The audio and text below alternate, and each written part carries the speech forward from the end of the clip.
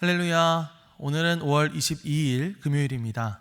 오늘도 정심의 예배를 통해 경건의 일상을 살아가시는 우리 큰믿음 미신교회 모든 성도님들을 사랑하고 축복합니다. 다 함께 사도신경으로 우리의 신앙을 고백하며 하나님 앞에 나아가겠습니다. 전능하사 천지를 만드신 하나님 아버지를 내가 믿사오며 그 외아들 우리 주 예수 그리스도를 믿사오니 이는 성령으로 잉태하사 동정녀 마리아에게 나시고 본디오 빌라도에게 고난을 받으사 십자가에 못 박혀 죽으시고 장사한 지 사흘 만에 죽은 자 가운데서 다시 살아나시며 하늘에 오르사 전능하신 하나님 우편에 앉아 계시다가 저리로서 산 자와 죽은 자를 심판하러 오시리라. 성령을 믿사오며 거룩한 공회와 성도가 서로 교통하는 것과 죄를 사하여 주시는 것과 몸이 다시 사는 것과 영원히 사는 것을 믿사옵나이다. 아멘. 다 함께 찬송가 549장 찬양하시겠습니다.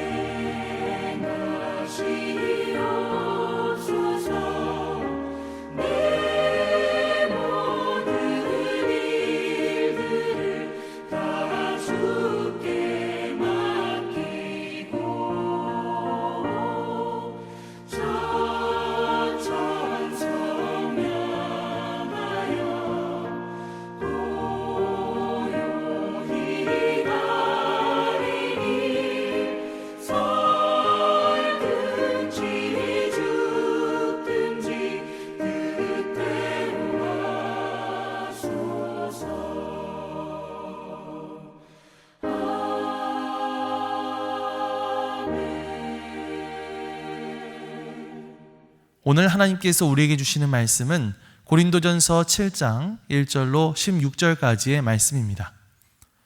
너희가 쓴 문제에 대하여 말하면 남자가 여자를 가까이 아니함이 좋으나 음행을 피하기 위하여 남자마다 자기 아내를 두고 여자마다 자기 남편을 두라. 남편은 그 아내에 대한 의무를 다하고 아내도 그 남편에게 그렇게 할지라. 아내는 자기 몸을 주장하지 못하고 오직 그 남편이 하며 남편도 그와 같이 자기 몸을 주장하지 못하고 오직 그 아내가 하나니 서로 분방하지 말라. 다만 기도할 틈을 얻기 위하여 합의상 얼마 동안은 하되 다시 합하라. 이는 너희가 절제 못함으로 말미암아 사탄이 너희를 시험하지 못하게 하려 함이라. 그러나 내가 이 말을 함은 허락이요 명령은 아니니라.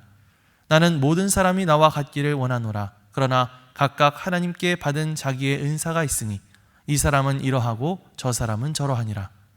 내가 결혼하지 아니한 자들과 과부들에게 이르노니 나와 같이 그냥 지내는 것이 좋으니라. 만일 절제할 수 없거든 결혼하라. 정욕이 불같이 타는 것보다 결혼하는 것이 나으니라.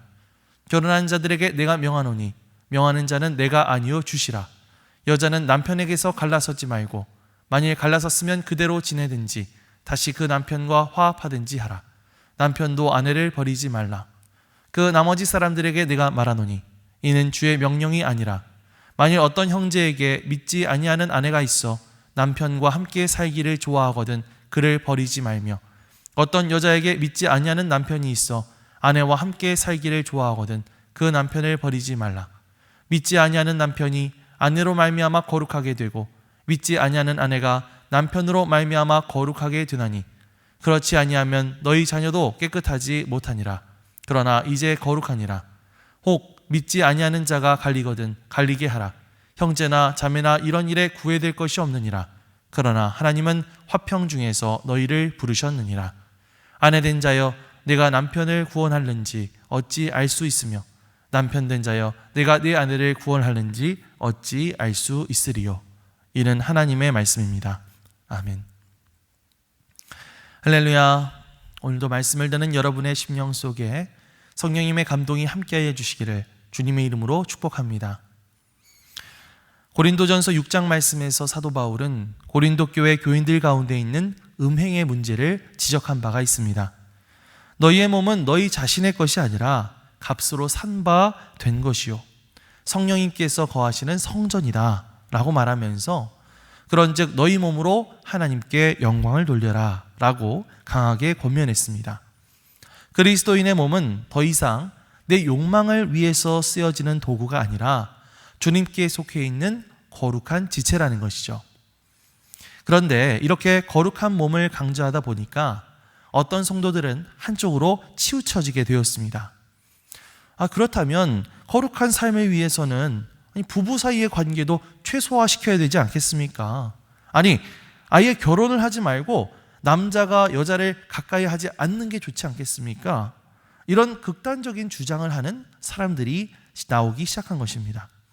그래서 사도 바울은 6장에서 말하는 거룩한 몸이라는 주제에 이어서 그 거룩함이 결혼과 부부관계 그리고 지금 내가 처해 있는 삶의 상황 속에서 구체적으로 어떻게 나타나야 하는지를 이야기해 주고 있습니다. 오늘 말씀을 통해서 거룩하게 살고 싶다면 이 결혼과 독신 그리고 내 몸을 어떻게 이해하는가 이러한 질문을 가지고 함께 나누어 보는 시간이 되었으면 좋겠습니다. 오늘 말씀 가운데 3절과 4절을 함께 읽겠습니다. 남편은 그 아내에 대한 의무를 다하고 아내도 그 남편에게 그렇게 할지라. 아내는 자기 몸을 주장하지 못하고 오직 그 남편이 하며 남편도 그와 같이 자기 몸을 주장하지 못하고 오직 그 아내가 하나니. 바울은 먼저 고린도 교회 안에 있었던 금욕주의적인 생각, 즉 남자가 여자를 가까이 하지 않는 것이 좋다라고 하는 극단적인 주장에 대해서 이야기합니다. 바울은 이렇게 주장하죠. 이 음행이 만연한 이 세상 가운데에서 하나님은 오히려 이 결혼이라는 제도를 통해서 남편과 아내가 서로를 거룩하게 지킬 수 있도록 하셨다라는 것입니다. 방금 읽었던 3절, 4절 말씀을 보면 남편과 아내는 서로의 몸에 대한 동등한 권리를 가졌다라고 말하고 있습니다. 아내는 자기 몸을 주장하지 못하고 남편이 하며 남편도 자기 몸을 주장하지 못하고 그 아내가 한다. 이 말은 당시 여성의 인권이 없었던 시절에 상상할 수도 없는 이 상호적인 결혼관을 말하는 것이었습니다. 사도 바울은 기도에 전념하기 위해서 잠시 분방하는 것 외에는 함부로 그 관계를 중단해서는 안 되고 영적인 이유로 잠시 절제했다 하더라도 반드시 다시 합해야 한다라고 말하고 있습니다. 결혼 안에서의 그 부부관계를 지켜나가는 것이 사탄의 유혹을 막는 길이기 때문이죠. 여기서 사도 바울이 강조하고 있는 것은 무엇일까요? 결혼 안에서 서로에게 몸과 삶을 내어주는 그런 관계는 부끄럽거나 세속적인 그런 관계가 아니라 어떤 세상의 유혹, 음행의 유혹에 넘어가지 않도록 하나님 안에서 서로를 거룩하게 지켜주는 보호와 섬김이다 라는 사실을 이야기하고 싶었던 것이죠. 결혼 안에서 누리는 그 부부의 친밀함은 세상에서 말하는 단순한 쾌락과 다릅니다. 동시에 고린도 교회 일부 금욕주의자들이 주장한 것처럼 피해야 할 어떤 죄악도 아니죠. 하나님께서 이 음행 가득한, 이 죄악 가득한 세상 한가운데에서 한 남자와 한 여자를 묶어주시고 서로에게 몸과 마음을 내어주게 하신 거룩한 울타리라고 하는 사실입니다. 그래서 결혼한 성도에게는 내 몸은 내 것이다 라는 말이 성립하지 않는다는 것이죠. 남편의 몸은 아내의 것이고 아내의 몸은 남편의 것이다. 다시 말하면 결혼 생활은 나의 권리를 기꺼이 내려놓고 나의 주장을 내려놓고 내 삶을 배우자에게 내어주는 헌신의 초대라는 것입니다. 하나님께서 원하시는 결혼 생활은 내가 얼마나 어떤 것을 받느냐 하는 것이 중요한 것이 아니라 내가 얼마나 상대방에게 내 자신을 내어주느냐라고 하는 것에서부터 증명되는 것이라는 사실이죠. 주님은 결혼이라는 관계를 통해서 나의 몸과 내 시간과 내 감정과 계획을 배우자에게 기꺼이 내어주는 거룩의 훈련을 시키고 계시는 것입니다. 단순히 성적인 것을 넘어서서 내가 배우자에게 나의 몸, 시간, 계획을 어떻게 더 내어줄 수 있을지를 고민해야 한다는 것이죠. 특히 결혼해서 이미 수십 년을 살아오신 우리 장년과 노년 성도님들의 경우에는 결혼해서 그렇게 살아온 연수 자체가 이 말씀에 살아있는 증거라고 할 수 있습니다. 젊은 날의 뜨거운 열정은 지나갔을지 몰라도 수십 년의 세월 동안 서로의 건강을 돌보고 자녀를 함께 키우고 경제와 노후를 같이 짊어지고 가는 것 자체가 바로 나의 몸을 내어주는 사랑이라고 말할 수 있을 것입니다. 오늘 하루 여러분에게 맡겨주신 그 배우자들을 위해서 여러분의 몸과 마음과 시간을 들여 헌신하고 또 섬겨주시기를 바랍니다. 그러한 시간들을 통해서 하나님께서 맺어주신 언약을 아름답게 지켜나갈 수 있는 그런 저와 여러분들이 되시기를 주님의 이름으로 간절히 축원합니다. 이어서 8절과 9절 말씀을 함께 읽겠습니다. 내가 결혼하지 아니한 자들과 과부들에게 이르노니 나와 같이 그냥 지내는 것이 좋으니라. 만일 절제할 수 없거든 결혼하라. 정욕이 불같이 타는 것보다 결혼하는 것이 나으니라. 아멘. 바울은 이제 시선을 돌려서 당시 고린도 교회 안에 있었던 미혼자들 또 남편을 잃은 과부들에게 권면을 하고 있습니다. 이들에게 뭐라고 말합니까? 너희들은 나와 같이 그냥 지내는 것이 좋다 이렇게 말합니다. 사도 바울이 예전에 결혼을 했었는지 안 했었는지에 대해서 분명하지는 않습니다만은 확실한 것은 그때 당시 바울은 독신 상태였다고 하는 사실이죠. 나와 같이 그냥 독신으로 지내는 것이 좋다라고 말하는 것은요, 이 결혼한 사람이랑 비교해서 뭐가 더 좋고 뭐가 더 나쁘고를 따지는 것이 아니라 독신 역시도 결혼과 마찬가지로 하나님 앞에서 충분히 가치 있고 충분히 아름다운 삶의 방식이 될 수 있다라는 것입니다. 자신의 욕구를 절제하기 어렵거든 결혼하는 것도 하나의 방법이 될 수도 있고, 꼭 그렇지 않다면 결혼하거나 지원하지 않고 그저 독신으로 지내는 것, 홀로 지내는 것도 하나님 앞에 거룩하게 살아가기 위한 좋은 방법이 될 수 있다라는 것입니다. 이것은 우열의 문제가 아니라 각 사람에게 주어지신 은사의 문제라고 말하고 있는 것이죠. 왜 이런 이야기를 했을까요? 당시 고린도 교회 안에는 두 가지 극단적인 흐름이 있었기 때문입니다. 한쪽에서는 내가 결혼을 해서 내 육체로 무엇을 하든 영혼과는 상관없다 이렇게 말하면서 교만함과 방종함에 빠졌고요. 또 다른 한쪽에서는 우리가 영적으로 더 거룩해지려면 이런 육체적인 관계를 다 끊어야 돼. 차라리 결혼하지 말고 금욕 생활을 해야 돼. 이렇게 주장하는 사람들이 있었습니다. 근데 바울은 이 두 가지 생각을 모두 교정하려고 하는 것이죠. 하나님이 어떤 사람에게는 결혼의 은사를 주셨고 어떤 사람에게는 독신의 은사를 주셨다. 이 모든 것들은 다 하나님께서 허락하신 것들이다 라는 것입니다. 다시 말하면요, 지금 내가 결혼을 한 상태든 아니면 아직 미혼인 상태든 아니면 사별을 한 상태든 그게 중요한 것이 아니라는 것입니다. 진짜 중요한 것은 지금 내가 처해 있는 그 자리에서 내가 거룩함을 선택하며 살아가고 있는가, 그게 진짜로 중요하다는 사실입니다. 여러분, 그렇기 때문에요, 내가 지금 어떠한 상태에 있든지 지금 나의 상태를 가지고 다른 사람과 함부로 비교하거나 불평하는 그런 기준으로 삼지 말아야 한다는 것입니다. 내가 결혼했다고 해서 결혼하지 않은 사람들을 깔볼 이유도 없고, 내가 결혼하지 않았다고 해서 결혼한 사람들을 비판할 이유가 없다는 것이죠. 그냥 지금 이것이 하나님이 내게 맡기신 자리구나 라고 믿음으로 받아들이면서 그 자리에서 내 몸과 마음을 거룩하게 지켜내야 한다는 것입니다. 오늘날 우리 시대를 살아가다 보면 어떤 사람들은 결혼을 성공적인 인생의 필수 코스처럼 여기는 사람들도 있습니다. 또 어떤 사람들은 결혼을 오히려 내 인생을 망칠 수 있는 위험한 제도처럼 두려워하는 사람들도 있죠. 심지어 이미 결혼한 사람들조차 내가 만약 다른 사람을 만났으면 어땠을까? 나 혼자 자유롭게 살았으면 어땠을까? 이런 엉뚱한 생각을 하기도 하고요. 또 아직 결혼을 안 했거나 혹은 사별을 해서 홀로 지내는 그런 어떤 독신의 삶을 살면서 나는 왜 이렇게 외로운가 한탄하시는 분들도 있을 것입니다.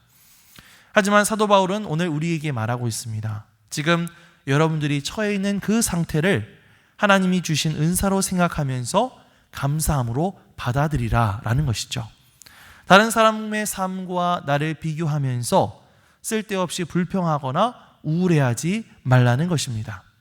지금 내가 처해 있는 그 모습 그대로 최선을 다하면서 거기에서 누릴 수 있는 은혜를 마음껏 누리라는 것이죠. 결혼한 분들은 부부가 함께 혹은 배우자를 섬기면서 그렇게 하나님의 사랑과 은혜를 누리고, 혼자 계신 분들은 홀로 더욱더 하나님 앞에 깊이 집중하면서 하나님의 은혜를 누리라는 것입니다. 그렇게 내가 처해 있는 지금의 상태를 하나님의 은사와 하나님의 은혜로 고백하면서 오늘 하루도 내게 주신 삶의 자리에서 거룩을 완성해 나갈 수 있는 저와 여러분들이 되시기를 주님의 이름으로 간절히 축원합니다. 우리 마지막으로 15절 말씀을 함께 읽겠습니다. 혹 믿지 아니하는 자가 갈리거든 갈리게 하라.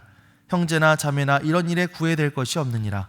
그러나 하나님은 화평 중에서 너희를 부르셨느니라. 아멘. 이제 바울은요, 결혼의 가장 어렵고 아픈 지점, 바로 이혼의 문제와 또 신앙이 다른 사람과 함께 살아가는 그런 어떤 가정의 문제를 다루고 있습니다.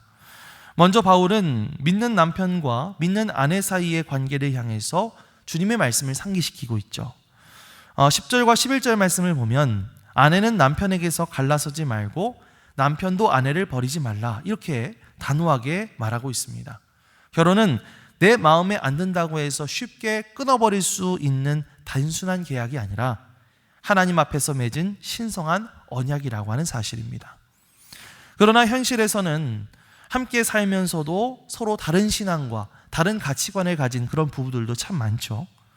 부부 중에서 한쪽만 먼저 예수님을 믿게 되는 그런 가정들도 있습니다. 이러한 경우에 바울은 믿지 않는 배우자가 나와 함께 살기를 원한다면 내가 믿는 이쪽에서 먼저 이혼을 요구해서는 안 된다고 말합니다. 비록 저 사람이 지금은 예수님을 믿지 않고 있지만 내가 끝까지 신실하게 이 믿음의 자리를 지키게 될 때 그런 나를 통해서 내 가족들이 구원받는 통로가 열릴 수도 있다라고 하는 그런 소망을 주는 말씀이죠. 반대로 예수님을 믿지 않는 배우자가 이런 신앙의 갈등을 이유로 해서 나와 이혼하겠다고, 나와 떨어져 살겠다고, 떠나가겠다고 한다면 어떻게 해야 되는가? 바울은 그럴 경우에는 차라리 그 사람을 놓아줘라, 그를 가게 하라 라고 말합니다. 이럴 경우에 이 믿는 성도는 더 이상 그 결혼 관계에 억지로 매여서 고통받을 필요가 없다는 것이죠. 그러면서 15절에 이렇게 말합니다. 하나님은 화평 중에서 너희를 부르셨느니라. 여기서 바울이 말하는 화평이라는 것은 무엇을 의미할까요? 16절 말씀을 보면요, 답이 나오는데, 아내 된 자여 내가 남편을 구원하는지 어찌 알 수 있으며 남편 된 자여 내가 내 아내를 구원하는지 어찌 알 수 있으리요? 이렇게 말하고 있습니다. 그러니까 내가 내 힘으로 어떻게든 저 사람을 변화시키고 저 사람을 구원받게 하겠다라고 하는 그런 집착과 강박이 있다 보면요, 오히려 그것 때문에 날마다 오히려 집안에 분쟁이 발생하고 싸우고 갈등하면서 가정이 지옥과 같이 되어버린다는 것이죠. 구원받는 것은 나의 노력이나 억지 힘으로 이루어지는 것이 아니라 하나님의 주권에 속해 있는 일이기 때문에 내 힘으로 어찌할 수 없는 이런 한계에 부딪혔을 때에는 상대방의 그 구원 문제는 하나님께 다 맡겨드리고 지금 내 삶에 내가 할 수 있는 평화를 선택하라는 것이 사도 바울이 말하고 있는 그런 어떤 진짜 화평입니다. 그러니까 바울은 우리에게 두 가지를 이야기하고 있는 거예요. 첫 번째, 결혼을 가볍게 여기지 말고 가능한 한 화해와 회복을 위해서 정말 끝까지 인내할 필요가 있다. 끝까지 그 평화를 위해서 힘써야 할 필요가 있다. 그런데 또 다른 하나는 뭐예요? 내가 할 수 있는 어떤 사랑과 인내를 다했음에도 불구하고 결국 관계가 깨어지게 되거나 배우자가 그러한 이유로 이혼을 요구한다면 그것 때문에 죄책감에 시달리면서 평생 자신을 정죄하면서 그렇게 살지 말라는 거예요. 결과는 하나님 앞에 맡겨드리고 이제는 하나님께서 주시는 평안을 누려야 한다는 것입니다. 사랑하는 성도 여러분, 아직 여러분의 곁에 배우자가 남아있다면 비록 신앙과 가치관이 달라서 힘들다 할지라도 남아있는 시간 동안 조금 더 이해하고 그것을 품어주는 방향으로 한 걸음 내디뎌 보시기를 바랍니다. 나를 통해서 일하실 하나님을 신뢰하는 것입니다. 만약 네 힘으로 붙잡을 수 없어서 이미 내 곁을 떠나가 버린 그런 사람이 있다면 계속해서 미움이나 원망이나 혹은 죄책감에 매여 있는 것이 아니라 그 사람의 인생은 하나님 앞에 온전히 맡겨드리고 이제는 내 마음의 평화를 구하며 나아가시기 바랍니다. 그렇게 깨어진 가정, 깨어진 현실 속에서도 여전히 우리를 평화를 인도하여 주시는 그 좋으신 하나님을 신뢰하면서 나아가십시오. 오늘 하루도 주님께서 우리에게 허락하시는 참된 평화를 선택하면서 상처 입은 치유자로 살아갈 수 있는 저와 여러분들이 되시기를 주님의 이름으로 간절히 축원합니다. 아멘. 기도하겠습니다. 사랑과 은혜가 풍성하신 하나님, 오늘 말씀을 통해 결혼과 독신 그리고 우리가 처해 있는 모든 삶의 자리가 하나님께서 상급으로 주신 거룩한 은사이자 울타리임을 깨닫게 하여 주심에 감사를 드립니다. 우리의 결혼 생활이 단순히 개인의 만족을 구하는 자리가 아니라 내 몸과 시간과 계획을 기꺼이 내어주며 예수 그리스도의 희생적인 사랑을 배우는 거룩한 훈련의 장이 되게 하여 주시옵소서. 홀로 걷는 시간을 지내며 외로움과 눈물 속에 있는 성도들이 있다면 지금의 자리가 하나님 한 분만을 더 깊이 만나고 깊이 의지할 수 있는 특별한 은혜의 시간임을 기억하며 위로를 얻게 하여 주시고, 때로는 우리의 뜻대로 되지 않는 깨어진 현실과 신앙의 갈등 속에서도 구원의 주권자 되시는 하나님 앞에 모든 결과를 맡겨드리며 나아가게 하여 주시옵소서. 그래서 우리 모두가 지나온 그 상처와 평생의 죄책감에서부터 벗어나 하나님이 주시는 참된 화평을 누리게 하여 주시옵소서. 감사드리며 이 모든 말씀 우리 주 예수 그리스도의 이름으로 기도드리옵나이다. 아멘. 하늘에 계신 우리 아버지여, 이름이 거룩히 여김을 받으시오며 나라가 임하시오며 뜻이 하늘에서 이루어진 것 같이 땅에서도 이루어지이다. 오늘 우리에게 일용할 양식을 주시옵고 우리가 우리에게 죄 지은 자를 사하여 준 것 같이 우리 죄를 사하여 주시옵고 우리를 시험에 들게 하지 마시옵고 다만 악에서 구하시옵소서. 나라와 권세와 영광이 아버지께 영원히 있사옵나이다. 아멘.